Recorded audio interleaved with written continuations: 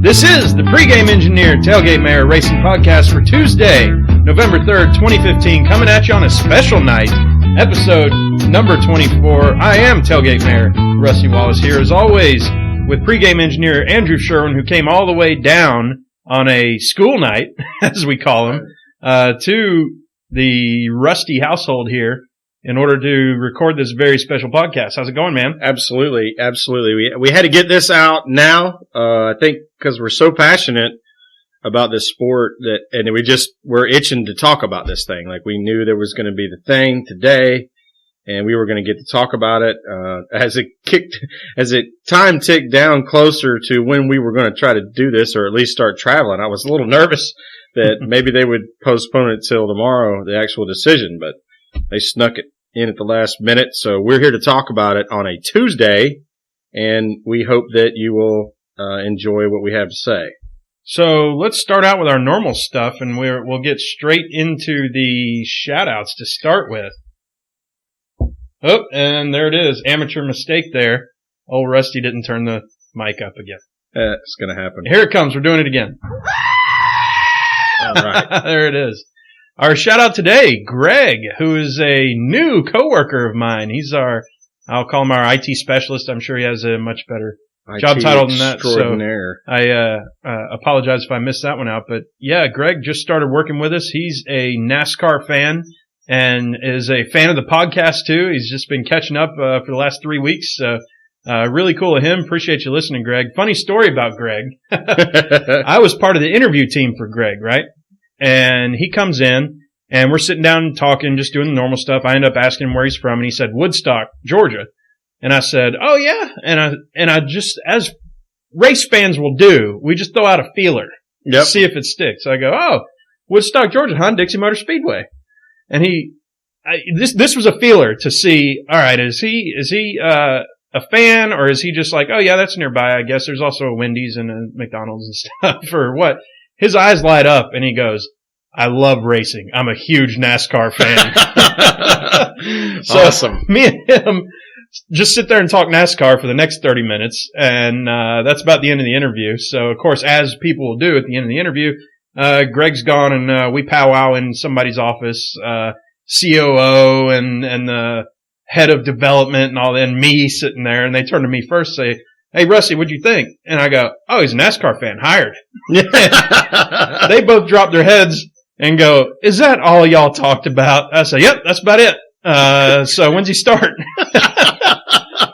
And lo and behold, Greg started a week later or something, 2 weeks later maybe. So, Greg, good to have you on board. Proof that if you can make a personal connection in an interview, it'll go much farther than your resume. So y'all keep that in mind. Having a candid, adaptable personality goes a long way in the interview process. And speaking of candid and adaptable, what you're going to hear on today's podcast is probably a lot of stuff that I would say is against the mainstream of the NASCAR fans. We are fans. This is a fan podcast. This is not a media people podcast or anything, but we want y'all to chime in. Let us know what you think. And at the end of the day, if we agree, that's great. If we disagree, that's great. And let's all go have a beer and play a game of cornhole or something afterwards. Speaking of which, as an extension of the shout-outs, I want to mention Matt Gross. That's at MATTGROSS.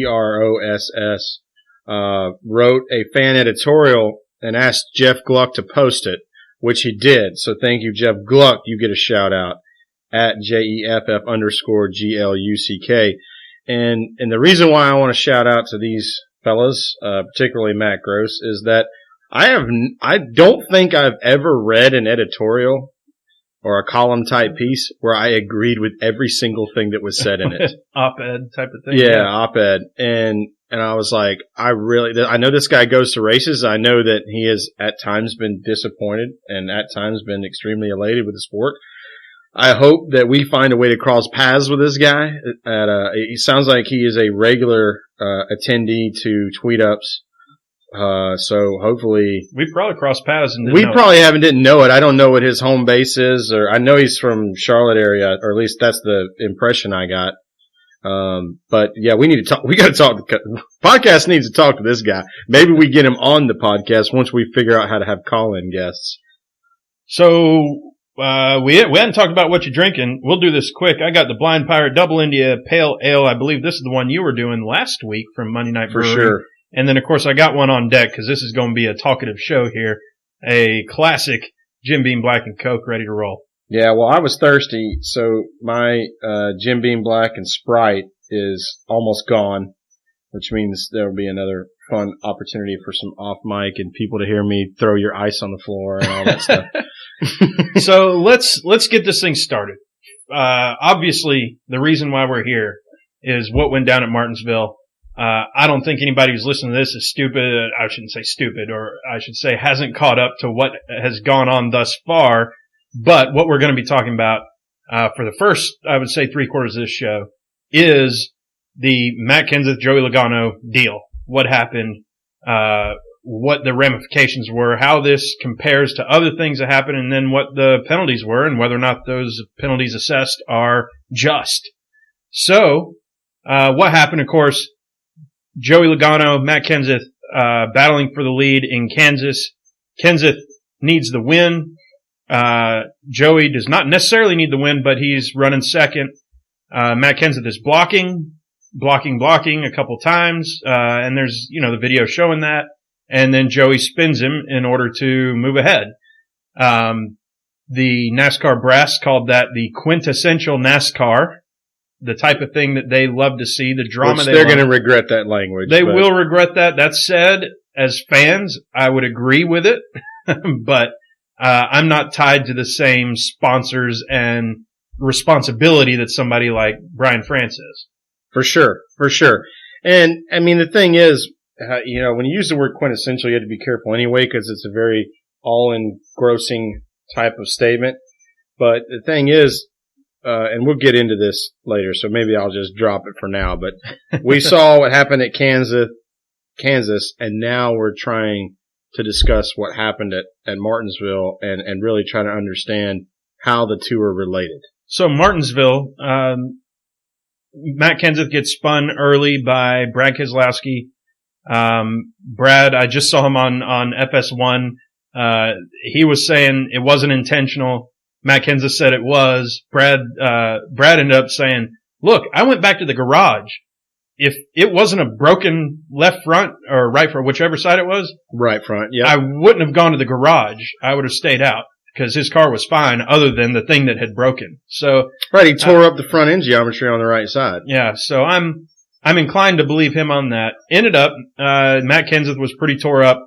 Come back out, no hood on. Pretty PO'd, if you will, about the whole situation, whether that was directed at Brad Keselowski or Joey Logano for a couple weeks ago, etc. Penske. So he decides 10 laps down to completely wreck out Joey Logano. Just pile drove him into turn one. Right. So this is what we're going to be talking about and what our reaction is, what our thoughts are. And I think it's starting off with, is this entertainment or is this sport? And I had tweeted out very quickly afterwards when I heard the fans that were cheering as this happened. And I tweeted out and I sent it to Sherwin. I was like, man, this just don't feel right to me that people are this excited about what just happened. I couldn't put my finger on it then. I was appalled at the number of cheers. Based on the situation, what was at play, what was going on in the race. What those cheers meant to me is that the people in the stands were waiting for something to happen between the 20 and the 22, and they weren't actually watching the race, which is the entertainment versus sport aspect that you're talking about. And that's where I start to get my feelings start to get heated up, and I won't go to a dark place for sure here because we want to have a healthy conversation. But let's just say I was disappointed with the fan behavior. Yeah, one thing that I had texted you, or no, I didn't text you. I wrote this one down later on, but if you remember back in the Major League Baseball playoffs, Chase Utley with the Dodgers, had slid into Tejada. Oh gosh. And it was a nasty hit. It was a unsportsman hit. And the crowd's not cheering that type of thing. The crowd understands, look, that's a bad situation. They're not out there for blood. They're not out there, the fans aren't out there looking for just any revenge that can happen. Now, we talked about it on the podcast. I was looking for revenge. I was hoping Matt Kenseth and Joey Logano were going to run first and second and see what happens. Now, there's a lot of key words in there, of course, but I wanted to see what happens if the roles are switched now and see what Kenseth does. Does he just straight up dump him? Does he try to make clean pass because he needs this? Well, what happens versus what happens there? But my point being that nobody's cheering in these other sports for this blatantly, what I would think is unsportsmanlike conduct. For sure. And I think one of the main reasons is, and I think this is proof how NASCAR has evolved in some ways, not evolved in some ways, absolutely has evolved safety-wise to the point where we view drivers as bulletproof because there's so much safety in the car and there's so much safety surrounding the driver that this kind of behavior is not going in very late at second base and wiping somebody's knee out. This isn't throwing a fastball at somebody's ribs or kidneys or even at their head. That's something I want to get into later. This isn't Ndamukong Suh coming in low and late on a quarterback's knees, because these guys, for the most part, are not getting hurt. I don't want to dismiss Ryan Theriot getting hurt recently. For sure, I don't want to dismiss that. That wasn't an intentional wreck. That was an odd set of circumstances. But we have this belief that drivers can issue their payback and nobody's going to get hurt. I think we'll get into things that have happened in the past in another segment, so I'll stop there. But no, that's okay. We'll get into that. Actually, that's next. But I don't know which side of the coin you fall on that one. Although I tend to agree, these guys in this situation, in the situations that they're doing, they're not going to spin them at Daytona coming off a 4 or something like that. They're going to make sure they have the right spot and all that. I don't think Joey was in grave danger of being hurt or whatever. So it is a little bit different in my eyes, the meeting of revenge upon somebody. I know Brian France and others said that the safety part is a big deal. I don't see it as big a deal as the stuff that we're talking about here, with the implications that we're talking about. And the Periscope just decided to fall itself over. So Courtney texted the other phone that's acting as the base. So it got a little buzz. But what were you going to say? Because maybe we disagree on this. No, we absolutely do, and that's why I want to bring it. I don't think we disagree on the safety factor, but we disagree on the drivers. So when you have as much attention span within your given ADD range as we do, you don't just have one driver. Like we make no bones about being fans of the 5, but Rusty's got a couple of guys that he likes to pull for, second and third tier. And I have a couple of guys, and we just happen to have our second or maybe third in line driver, to be guys that just basically hate each other for 2 or 3 years, had some incidents that were holy bleep type moments. Yeah. That both ended up with cars going upside down, essentially. And into the fence, and then you start getting fans involved, too. We're talking, by the way, about, for me, Carl Edwards. I'm a third-tier Carl Edwards fan. Right, and I'm absolutely a third-tier Brad Keselowski fan. And so what we're talking about is back when Brad drove for Phoenix, and Carl was still at Roush, and Brad got his first win, and it was at Talladega. He felt like Carl crowded him down a little bit coming through the center of the trioval. So he maintained his position, however you want to look at that. Some people will say he maybe moved to the right a little bit. Some people will say Carl crowded him. However you want to look at it, Carl gets spun, ends up getting a little bit off the ground, but really isn't going to hit the fence until Ryan Newman hits him. It's a mechanical reason why you hit the fence. But regardless, stay put. That thing happened, and then a year later, Brad's with Penske, and they're at Atlanta, and at the very first restart, neither one of them qualified very well, so they're probably not super happy about life to begin with. And Brad takes track space that Carl thought was his. Well, it doesn't have it basically sends Carl to the garage for 100 laps to fix his car. He comes out and spends 5 or 6 laps trying to wreck Brad, eventually does, and Brad does the barrel roll down the front side of the dog leg, and we all kind of went, whoa. Yeah, that was nasty. So let's bring it back around. And I think what this is leading into, what you had already said too. So we talked about, is this entertainment or sport? And we want this to be sport. We don't want this. I don't want that. I speak for both of us, I guess, but I don't want it to be entertainment. If I want entertainment, I'll go watch the entertainment stuff, which is WWE, which is Real Housewives of Atlanta or whatever. Knocking those both in the same place might be ouch for some people, but for me, that's all the same. Well, even a sport drama, that we like to watch, really UFC, we don't watch Tough. Right. It just got to the point where it was too scripted. It's reality TV. It's entertainment television. It's not that fun to watch. And we get to see the tough fights on an actual UFC card when they're done with the show. Right. And that's what we watch. Right. Perfect. So I want sport.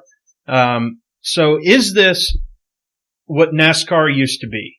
And that's what a lot of people are saying. This is back to how people used to do things, how people used to settle scores, and how people used to race each other. One example that was given, I really like the way that Ryan McGee put it in his column, was that, Dale Earnhardt would have wrecked his own mother in order to get the win. Right, in order to get the win. That's a key piece of the puzzle. And if we look about all these big crash 'em ups, and usually it's just 1 or 2 cars, or 3 maybe, so a little bit of collateral damage. If we look at the big wrecks over the period, over the golden years of NASCAR, late 70s, 80s, and for sure the 90s, what you see is you see second place wrecking first place. You see lead lapper wrecking lead lapper. Mm-hmm. What did we have on Sunday? We had a 10-lapper wrecking the leader. Yeah. And we'll get into this in a minute with our comparisons, because we do want to break down some comparisons between different types of crashes that have happened, different types of wrecks, and different types of intentional things, and break that down and show where we are with this, which is pretty unique as a situation.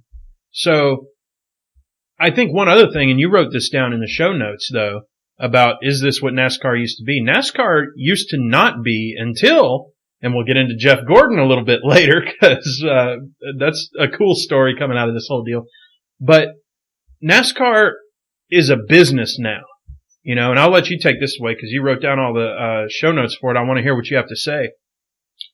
Yeah. So, and where I'm going when I say NASCAR is a business, it's obvious to me that regardless of how much I want to attach my fan excitement and emotion to the sport that is NASCAR, it's obvious based on the decisions they've been making for better than a decade that they don't think the old model works for them to make the amount of money they feel like they should be making. So they're making rule decisions and punitive decisions and advancement, retractment decisions, however you want to look at it, based on what they feel like is going to make the most money. We make fun, and sports radio makes fun of the NFL all the time, because if they can make 2 cents on something, they're going to do it. Mm-hmm. And NASCAR's no different. They're just on a smaller scale. They're on that sliding line of they're almost relevant. Sometimes they're relevant, sometimes they're not relevant, which means they're almost relevant. Mm-hmm. Today, for instance, I'm going to interject something that happened today. Ricky Craven was supposed to give his pre-suspension announcement or pre-NASCAR announcement analysis at 9:45. That's a standard spot for him. They give him 3 or 4 minutes at 9:45 on the morning sports center when all of us should be working anyway, so I don't understand what were that. you doing? Well, I work from home, so it's pretty easy to go turn the TV on, especially when I read a tweet, which I shouldn't be reading because I should be working. But they basically washed that spot off the board because there were 2 major things that happen in sports that are bigger than NASCAR. Ken Wiesenhunt of the Tennessee Titans was fired. NFL's the biggest thing there is, so of course they're going to cover that. And Dusty Baker was hired by the Washington Nationals in Major League Baseball. That's bigger than NASCAR. So what happens? NASCAR gets washed. Which is a shame because Ricky Craven, who we'll talk about in a moment, as the 406 guys call him, the NASCAR sensei.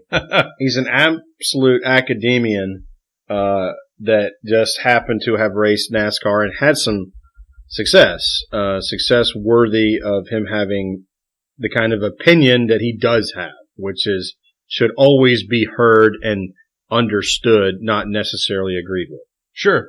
And closing out is this what NASCAR used to be, where I was going with that business side of things was that it's more of a business now than it ever was. And to your point, so now the decisions and the punitive results and everything else have to reflect what the sponsors want, what the commercial time people want, what the folks like ESPN, not ESPN anymore, but what NBC and Fox and everybody else, how they're going to make their money. And so it's a different sport than it was, and it has to be. So what do we have? Racing needs a black guy or it's over. What do you say? Oh, it's a little off color there, but I appreciate it. Hey, we got Bubba Wallace. We can get him at the end of the show. How about we'll Brad Doherty? Brad Doherty's We'll do a Brad Doherty, Bubba Wallace spot at the end of the show. Thank you, because you're not wrong. I don't know that that's definitely the way to say it, but you're not wrong. That would help, although it probably wouldn't help as much as you would think. So to your point, the business piece of the puzzle, the media obligations. We're reading this off of Periscope. Most popular drivers are dead, minus Petty. I would say that Dale Jr. is the most popular. That Bill Elliott won most popular drivers 16 years in a row, still super alive. So anyway, keep going. So the business piece, and what Jeff Gordon has always been lauded for is he showed up day one with the ability to communicate with a corporate sponsor. Mm-hmm. That is the starting point for today. Like, he initiated, kicked it off. Now you have to be at least Jeff Gordon to get a good Cup ride. Yep. In terms of his ability to communicate, to relate to a sponsor, and to promote their business. Promote is a huge thing too. Okay, and then the media obligation piece of the puzzle was kicked off in the Jeff Gordon area. That now all of a sudden this is a national sport. Jeff Gordon was not. I'm not going to say Jeff Gordon ushered in NASCAR being national. But he was there, and he was the prominent driver when the sport became national. Mm-hmm. So he's kind of the talking head or the face of NASCAR being a national sport. Those are all things NASCAR has to think about. They also have to think about the fact that if they really are trying to drive ratings and new eyeballs and new fans, what is the new fan who knows nothing about NASCAR? What if he or she sees what happened at Martinsville with Kenseth 9 laps down, wrecking the leader of the race? Mm-hmm. And it starts to, in his or her mind, start to put together in the stick and ball format, what does that really mean? Like, what's the equivalent? How do I make an analogy that fits this all together so I understand what happened at Martinsville versus what happened in Game 5 of the World Series, or what's going to happen in the second round of the NFL playoffs? Like, how do I compare those things so that I know how to understand what happened at Martinsville? And if it's me, it looks a whole lot more like what happens on Monday Night Raw than it does on Monday Night Football. I mean, frame that quote and hang it up on the wall. Drawing in both Mondays there. Props on that. But that was, sometimes you get lucky. Yeah. I'm just sitting here with my mouth open. Well done on that. I'm not even going to respond. You're exactly right. We talked about Ricky Craven, the sensei of NASCAR. Sensei. He absolutely is. And he's won in 5 different NASCAR series. Not necessarily the champion type of guy you would think about, but he not only won in all these places, but also is able to articulate and talk about racing. And he really appreciates everybody's opinion too, and is open to everybody. And we want to be open to him as well. One thing that I think his biggest thing, he had a deal on, you already talked about it. He was going to have a pre-deal at 9:45 a.m. He had a post deal. It was supposed to be at 6:30 p.m. It was moved to 6:15 due to something. Right. Right. But in his 6:15 deal today, he was talking about you can change ticket prices, you can change the rules, you can change all this stuff, but you can't change the driver code. And the driver code is what these penalties seem to be trying to change, which is you do something to me and I'm going to do something to you. It's a tit for tat situation. So I first, I have thoughts running through my head on I disagree with this. I think this instead, but you have to take pause for a moment and you have to take a breath and go, okay, this is Ricky Craven talking, who is among the most articulate, thoughtful, and successful drivers, now commentators. So, I don't know. What do you think on that, on the code part of things? Well, first off, I have to preface by saying I haven't driven race cars. I certainly haven't driven them at the highest level possible. So it's with a grain of salt. I have to offer my opinion. That's what we're doing here. Mm-hmm. We're offering our opinions. And what I would say is I have two examples in my mind. Actually, I have three. I have three examples in my mind of the way a situation can be handled post what we saw at Kansas. Mm-hmm. Okay. So we have a driver that's clearly upset and is based on all the language that he used leading up to Martinsville, fully intended to take advantage of an opportunity, if it showed up, to mete out some punishment, to dole out a little bit of retribution. But let's think back to, I think it was 06, it may have been 05. We're at Bristol. Jeff Gordon has a chance to win the race. He is dumped by, I don't know if there's any other way to describe it, by Matt Kenseth. Finishes 27th or something like that. Mm-hmm. It was a bad day. Wrecked his car late in the race. Didn't have a chance to race back through the field and make up any spots, or certainly not contend for the win. Fella, who do we have here? Juicy615. Thank you, Juicy615. We appreciate you watching, listening. For interacting. He said, drivers always need to handle it on the track because if they get back to the garage, it's a slap fest. So yeah. I appreciate that comment, and that's very funny. Showing up much later on my internet feed. You're right, and what I'm talking about right now ended up being a push fest or whatever. Jeff Gordon was pissed at Matt Kenseth. He went and pushed him, helmets on, everybody made fun. Then about 20 races later, in the chase at Chicagoland, Jeff Gordon was running second. Matt Kenseth was running first. Matt Kenseth picked the line Jeff wanted to run. Jeff dumped him. Hey, that's payback. Mm-hmm. There was never any punishment doled out. I'm sure Matt Kenseth was pissed, mm-hmm. but it was at that point that everybody realized that Jeff Gordon's got the memory of an elephant, and he was certainly never going to let what happened at Bristol go. So let's move to my next example. Pocono, 2010. Joey's actually having a good run. He's finally got his feet under him in that 20 car. He's fast. He doesn't have a chance to win very much, but he's not the Joey last place that we described in the first 2 years of his career. Kevin Harvick is Kevin Harvick. He drives up on him. Feels like maybe in turn 3, maybe in turn 1, Joey closed him off of the line he wanted to run. So they go into 2, and Harvick just runs the line he wants to run, and it costs Joey his position and a wrecked car. And while there was a lot of commotion about who wears the fire suit and all that delaying and stuff, they actually made a lot of money for their charity over that. It ended up being a good thing for NASCAR in the long run. Joey never paid Kevin back. Mm-hmm. There was no payback and there was no punishment.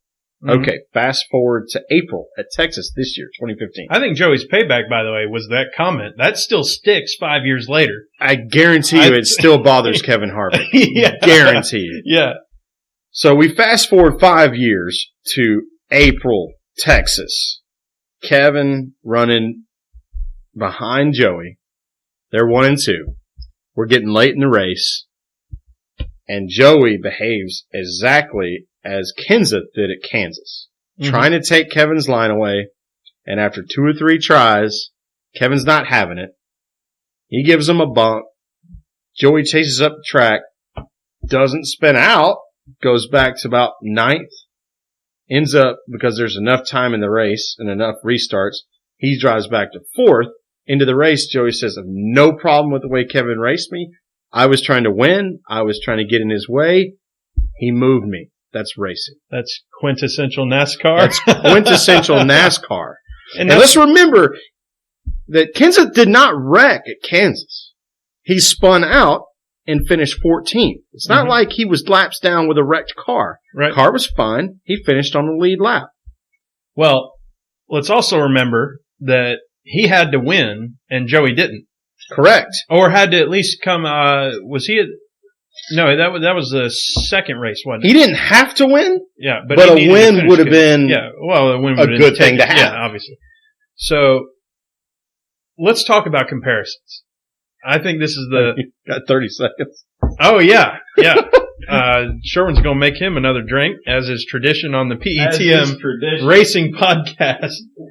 He's in there. You'll hear the ice soon, I'm sure. Oh, yeah, with the double microphone going on, no doubt. Oh, I didn't drop it. Well done. Woo! So we want to talk about some comparisons, because I think that's what's been driving a lot of the conversation is, what is the precedent for this? What other things have happened that are similar? And even in the same race, what has happened that seems to be similar? And we want to talk about what's different in those type of things.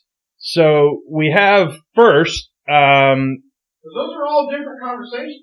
Those are different conversations. So let's talk about the same race. Okay. No, let me back this up, because I want to generalize this whole thing first, which is we have never had a multi-lap down or one or more lap down person who's out of the championship, who has wrecked the leader who is in the championship hunt in this chase format. Right, that sounds like a Tim Kirkajon stat, but it is relative regardless. Yeah, I definitely threw one of those crazy ones. But what I'm saying is, this is unprecedented territory that we're in. This has never happened. You got a low-flying plane you might hear on the podcast. But what I'm trying to say is that this is an unprecedented event, if I can say that word correctly. This hasn't happened before. It hasn't happened because we've never been in this same chase format with these two guys. Anyway, so let's talk about some of the other things. Let's talk about this same race. We have Danica Patrick and David Gilliland. Who haven't been able to agree on anything for about 3 years. Right. So Gilliland looks like he's kind of bumping Danica a few times. This is probably payback for payback for payback for payback. You know, Hatfields and McCoys. Yeah, they can't figure out who owes who at this point. Right. And so she ends up as a slow car after all this mess that happens. And on the radio, you can hear her saying, "I'm going to wreck him." And then next thing that happens, she says, "Was that the 38 that just passed me?" And they said, "Yeah." And she goes, "I meant to wreck him, and I didn't." Next time he passes her, guess what? She wrecks him, right? This is, in football, we call this a targeting. Right. Right? So, why is this not the same as what Kenseth did to Joey? Because Danica and David Gilliland are on the same lap. I like the short answers to that. And neither one of them was a leader. Or a chase contender. I don't think, though, by the way, I don't think the chase contender part necessarily has to do with the situation. I don't think it has to at all. It doesn't have to be a piece of the puzzle. I think this is a lead lap. And if it's a lead lap and Joey's running first, then Kenseth has to be running second. Right? If this is going to be a lead lap. It's not like Joey's running first, Kenseth running 10th, and he's on the lead lap and he wrecks Joey. That's impossible. Right? Because they're not close enough. This has to be, if Joey's running first, Matt's running second. Yeah, no, I totally Or third agree. Or something on a restart. I mean, somewhere in the top 10, you'd hope. That's what ideally what you would have seen at Martinsville is Kenseth running behind Joey somewhere in the top 10, which I guarantee you they did all day because they were both at the front of the field all day. Well, they pushed him one time. Did you see him? Instead of just passing him on the bottom side, instead of Matt Kenseth passing Joey on the bottom side, he dinged him a couple times on the bumper, then passed him. Yes. Not because he needed to move him out of the way, but because he's saying, hey, guess who this is? And then passing him. I'm okay with this. Absolutely. I'm okay with this. And I didn't look at that. I looked at it as, you know what, Joey had that coming. That to me isn't a full retaliation. Retaliation, but it is hey, so I'm going to let you know that when I have a chance to give you an inch, I'm not going to do it. You remember on the PETM podcast, we said, how's this retaliation going to work? Is he going to pester him? Is Kenseth going to pester Joey Logano throughout the rest of this season while Joey's trying to win a championship? Or is he going to take him out? And when I thought take him out, I was thinking maybe they'll be running top 2 or both in the top 10 or something like that. And Kenseth takes him out, which once again, I think is okay. I'm okay with that at that point. And I guess one of the things that we don't know, because we don't get inside the driver's head while he's driving, he or she, maybe Kenseth was trying to put Joey in the wall during that particular situation, and it just, geometry and momentum and stuff just didn't line up right. Could have been. Maybe he was trying to do it. But I think it's more what you said. I think it's, or maybe what I said, but what both of us said. Mm-hmm. I think it was just him saying, the inch that maybe I used to give you doesn't exist anymore. Mm-hmm. I think I'm faster than you. You need to get out of my way. Yeah. So comparison-wise, I think we should throw out the fact that Joey is still in the chase / contender or whatever. Because I think if they're both on the lead lap, 9th and 10th, 7th and 8th, 1st and 2nd, and Matt Kenseth gets into him, I don't think we see the same issue that we saw here. Because at that point, Matt Kenseth's trying to pass. And he has something to lose.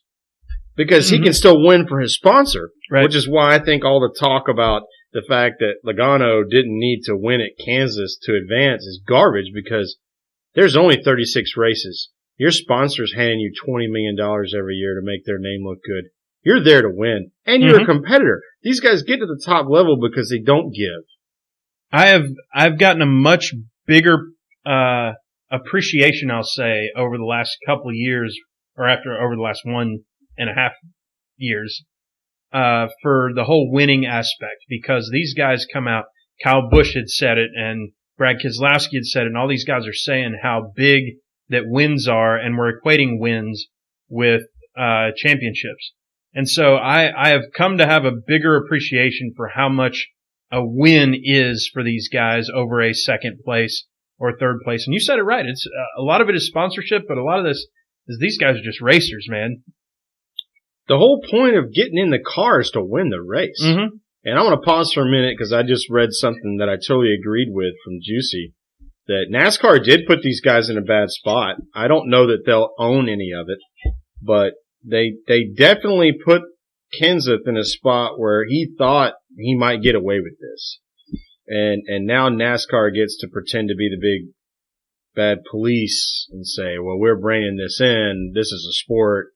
You know, well, our fans don't want to see lap down cars wreck leaders. Well, Martinsville crowd sure didn't display that. I think their fans do, and they're doing this in spite of what the fans want because of what I think the public backlash. I think it's the sphere outside of the sphere of NASCAR that's looking in. You know, there's guys like Troy Aikman that are NASCAR fans, formerly have owned cars in the sport, that would potentially have a chance to say something on a Fox Sunday that might get people to look over at it, or, you know, whatever you want to, however you want to address that. You know, if the more silly they look to the outside sphere, the less chance they're going to drive their eyeballs up. Well, and the biggest argument that I've had against this chase format really is just the last race and the legitimacy of your champion, in that they have to run better than everybody else does, or those other three guys, in the last race. And so it's that legitimacy, and the only way to maintain some semblance of legitimacy is to bring the hammer down on Matt Kenseth here, in spite of what your fans might disagree with you on. You have to have legitimacy in some respect of your championship. Otherwise, if Matt Kenseth is allowed to do this and anybody's allowed to do anything, there is no legitimacy in the champion. The champion is whoever just was able to, who just happened to be in the right place at the right time that time. Or, I mean, in this day and age of eye for an eye, or so NASCAR would want you to believe, maybe you're just the guy that didn't piss anybody off in the first 6 races or the last 4 races before the season went to the playoffs or whatever you want to call it. Not to mention the fact that we have the only sport where a competitor with no shot to win a championship has a chance to win a playoff game. Like, that's a hypocrisy that they never talk about because they can't escape it. And you can't avoid that either. That's going to be hard just to have 4 guys running on the track or something at the end. So no, you actually can't have that. You have to figure out some way to make that work and some way to police that. And I wish we had been involved in the sport when it was still points only, race to race. Whoever winds up with the most wins at the end, so that we could really give a legitimate argument to that. We can't because Chase basically started when we were trying to figure out how to be fans of the sport. And so we have to live with that as fans, that our only perspective is the chase. So also, fans, keep that in mind when you guys are listening to this, or if you're watching on the Periscope. We really didn't become NASCAR fans, like legitimate fans, until about 2004. So that's our perspective. We try to offer the best one we can. I think the best comparison that I can, because we've already talked about Brad and Carl, and we didn't really talk about, or no, you did talk about Clint Boyer and Gordon, didn't you? No, we didn't talk about that one yet. Talk about that one. Okay, let's talk about that. No, the last one I talked about was what's Gordon Joey doing and Harvick at Texas. Yeah. The reason why it is just as vigilante, but the reason why I don't take nearly as big an issue with the Jeff Gordon Boyer issue, and let's just say I take issue with it. I think Gordon should have been punished maybe even more than he was. I can't remember what. And so one thing to make sure of too, NASCAR maybe realizes that it was a mistake not to punish Gordon more, and is trying to rectify that here. Yeah. So that's why I think a precedent, you have to be careful with that too. Where is the sport now, and what is the right call versus what is the precedent in the sport? I know that's hard to get consistency when you're calling different things, but I think they have to make a more right call than they did. Sorry to interrupt. No, you're fine. So what we had, and like we kind of said before we started this thing, we weren't going to call names, but I can quote people who called names. Joey said Matt was a coward for what he did at Martinsville, and Clint Boyer's spotter commentary from Brett Griffin right after Gordon wrecked him at Phoenix was, well, that's a true mark of a champion. Now, you'll say anything in the moment because you're excited, but he makes a point. Like, now Jeff Gordon earned, quote unquote, the right for vigilante justice against Clint because he's Jeff Gordon. Sure. There's a lot of drivers that could have done the same thing and it would have been a way bigger deal. Yeah, that's tough to swallow. I mean, what he did was pretty gross because he just kind of limped around the track and waited for Clint to get near him and wrecked him. I don't want to belittle that situation as somehow being better or more correct than what Kenseth did. Because he definitely ruined Clint Boyer's chance to win a championship when that was his best year to date as a Cup driver. I promise you, Clint will never forget that. But still, something about this Kenseth and Logano deal just feels grosser to me. Yeah, I think the best comparison that we have out there is in the Truck Series with Kyle Busch and Ron Hornaday. Because Ron Hornaday was in the championship contention, and when he was wrecked by Kyle Busch, he was out of the contention at that point. Kyle Busch was suspended for the weekend, wasn't allowed to race the rest of that weekend. That's right. So I think that's the best precedent that was we at have. Texas, right? Yes. It so Friday night, he loses his mind.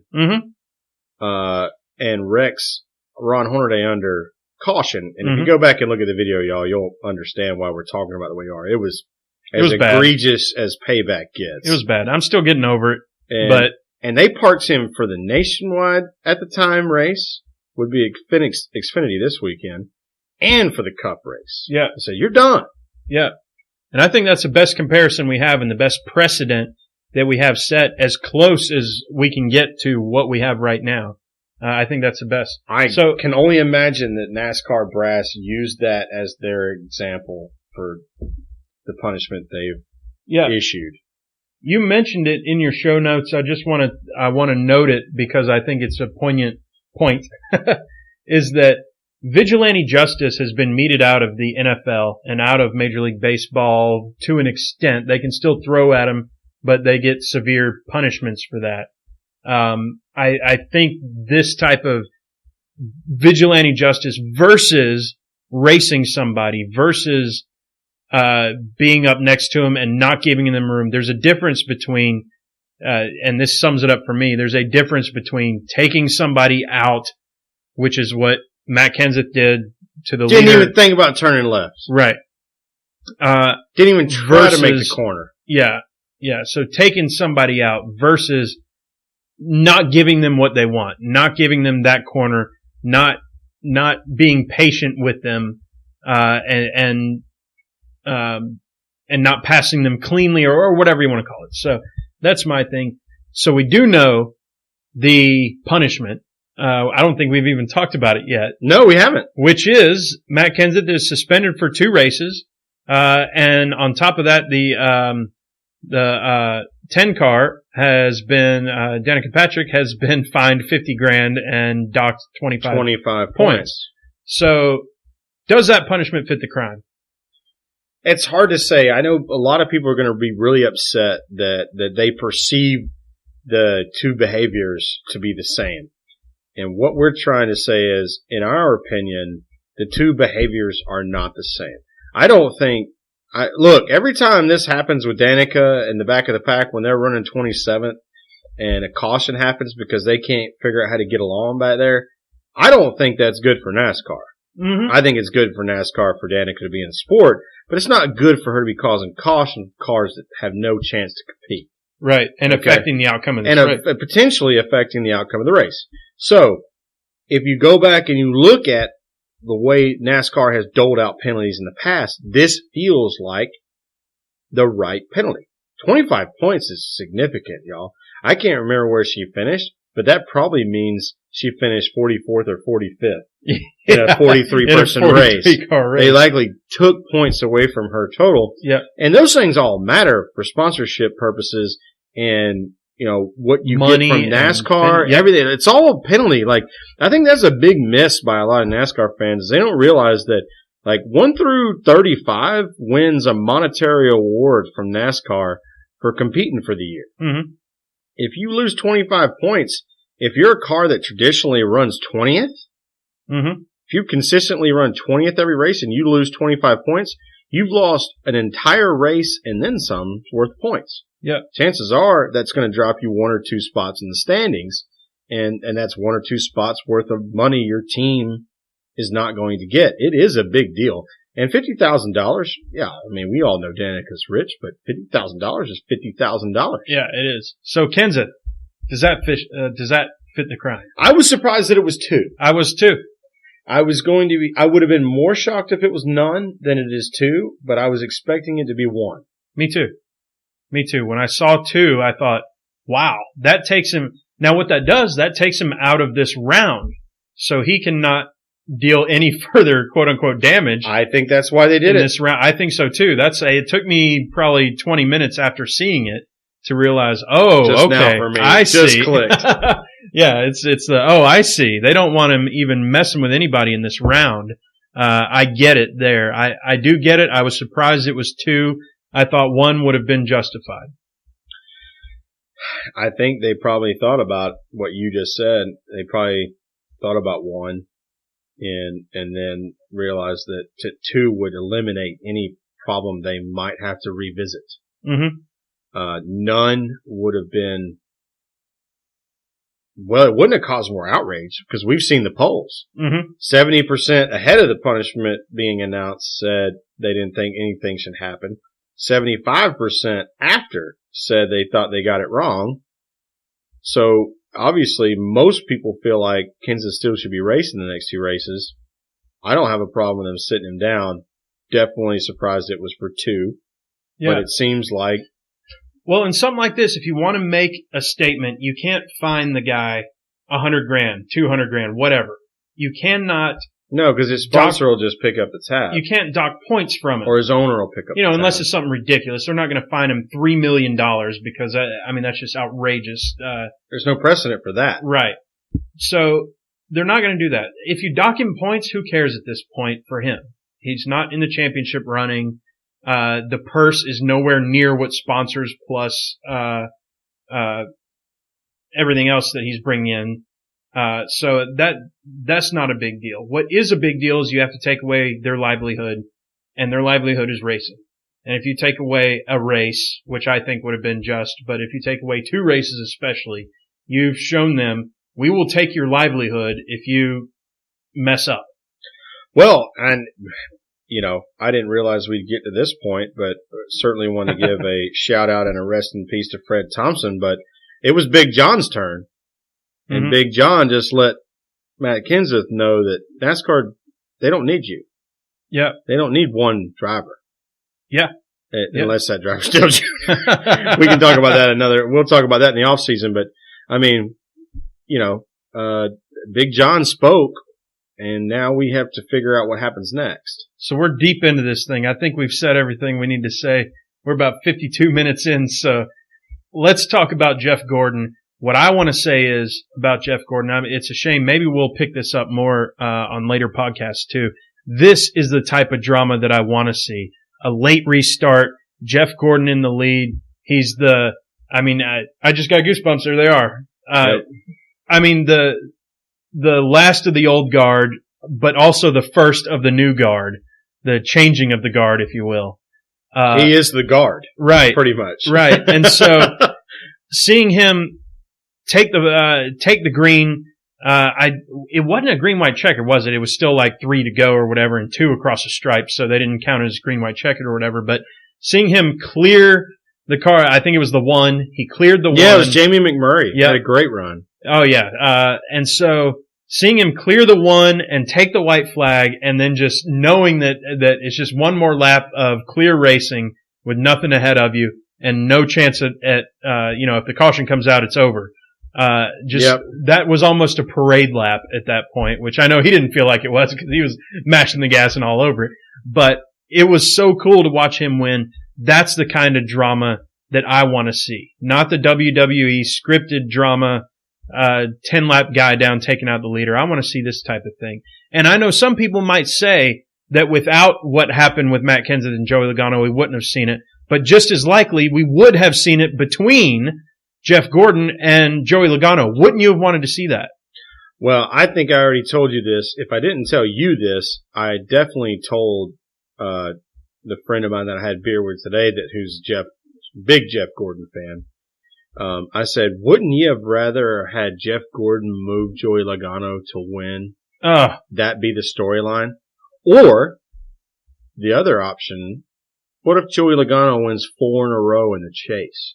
Wouldn't that be a cool story? That'd be a cool story. Unless you're so blinded by your hate for Joey Logano, you can't appreciate what's happening, which trust me, I'm sure there are plenty of those people out there.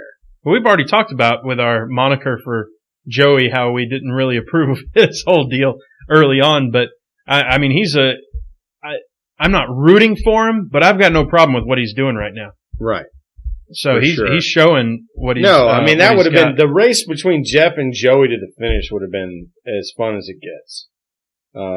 Especially considering they both would have had the exact same thing on the line.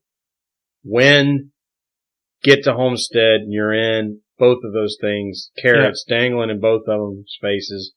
How cool would it have been to see how they handle that? And I think it's a shame that the story from this weekend has to be Joey and Kenseth, when the biggest story that NASCAR could ever have is Jeff Gordon hitting what might be a walk-off right here, but he could. I mean, he's going to Miami. You never know. Right. But, he's going to have a shot. How huge. I was so elated to see that. Well, I think both of us have been sitting around all year during this retirement tour waiting for the opportunity to truly be a Jeff Gordon fan and watch a guy win in his retirement, because NASCAR just doesn't have this. Mm-hmm. Guys leave the sport. They don't leave it as competitors.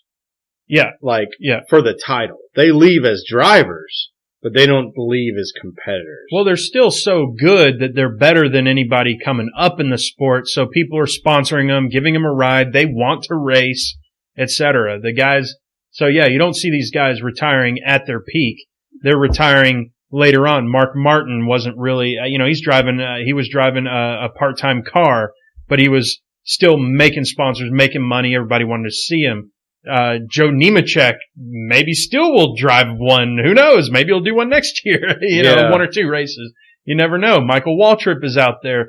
DW raced that truck race a few years ago. Darryl raced, and he hadn't won a race in like 14 years or something when he finally retired. It was craziness. Yeah, but these guys love to race, so you can't blame them for that. But to go out on a No, I don't blame them. But what we do need to appreciate is how rare it is to have a championship contending driver in his retirement year. Mm-hmm. And I hope to see it with Tony next year. I hope the hell we see it with Tony next year. Let's do some picks. You know what we have for picks. We haven't played anything in a while, and let's make sure I've got the sound ready for it. Driver! Start your engine! The official PETM soundbite of picks for next week in Texas.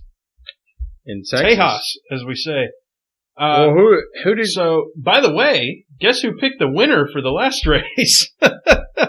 By whatever means. Good call. Now, I've already pat myself on the back for the last win, so I'm not going to get as excited for this one, although it is very nice.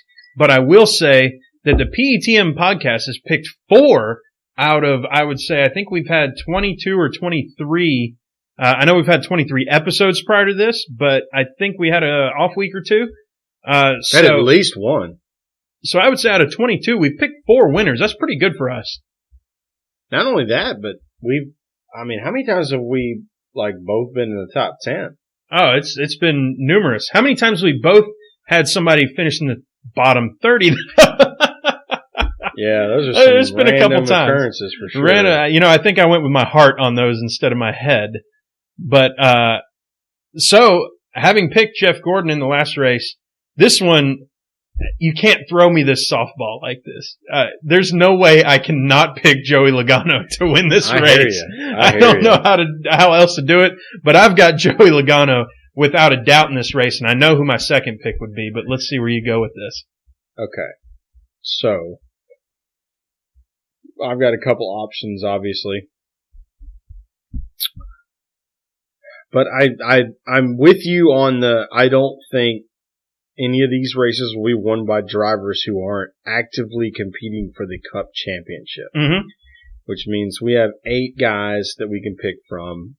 You've picked Joey. It's a great pick. That's definitely would be my pick if I could go first. Because it's his kind of track. He's won there before, et cetera, et cetera. And look what just happened. Yeah, I think everything is. And of all the stuff that's going on in the sport, what we see is even when the attention isn't great, but you have a fast car, there's performance that just happens. Mm-hmm. So with that in mind, I think what I'm going to do is I'm going to pick Kurt Busch. Kurt Busch. Wow, well done. Haven't heard from him in a while, except for busting his car up at Martinsville a bit. He did get none of his doing for sure. Was involved in that deal that pissed Kenseth off with Brad. Yeah. But you look at the replay, it looks like maybe Kurt might have hit Brad and caused the whole thing to happen to begin with. That was, so it could have been self-inflicted. What a cool pick and almost, I don't want to say sleeper, but we haven't heard from Kurt Busch, like we have in the beginning of the year, who was all up front and really elated about this and everything. So I think it's a good time for him to peak again. My second pick was going to be Harvick. So, well, I thought Harvick. I knew Kurt you Busch thought would Harvick. be a better pick. I could read your mind. It'd be more fun to pick Kurt. Yeah. Well, I mean, the potential, the vitriol and et cetera, and then the whole, anyway, I don't need to explain why. Y'all know why at this point why I make picks. I picked Truex last week. I mean, Rusty won with Gordon, but Truex was a pretty daggum he was a contender all day. Pretty daggum good pick. Yeah. Man, we're at an hour. Let's start closing this thing out. It has been a blast, and I'm glad we're able to do this Juicy, on a Tuesday. If Bubba makes it to Cup, that will drive eyes to NASCAR for sure. So, we appreciate y'all listening. Again, we want to have a beer with y'all. We want to sit down and talk. We want to point fingers and then slap high fives. So, follow us. For sure want to drink a beer. Oh, definitely want to drink a beer. Y'all follow us on Twitter. It's at PETM Podcast. And you can Gmail us, the old G-Chat like we call it. That's right. PETM Racing, is that it? No, PETM Podcast. PETM Podcast at gmail.com. Yep. Once again, I'm Tailgate Mayor at Tailgate Mayor. And I'm Pregame Engineer at Pregame ENG. We'll talk to y'all next time. Thumbs up, y'all.